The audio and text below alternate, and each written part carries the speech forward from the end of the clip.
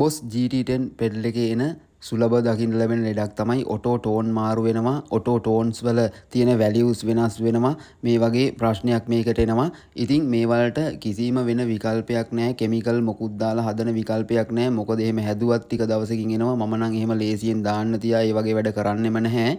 ඉතින් මේකට තියෙන එකම විසඳුම තමයි brand new ඔරිජිනල් දාන එක. ඉතින් මෙන්න ඔරිජිනල්ම දාලා brand new හදලා තියෙන්නේ. ඒ වගේම මේ කස්ටමර් මාව විශ්වාස කරලා මුලින්ම මේකට සල්ලි දාලා ගණන් කතා කරගෙන මේ වැඩේ මම ඉවර කරලා දුන්නා.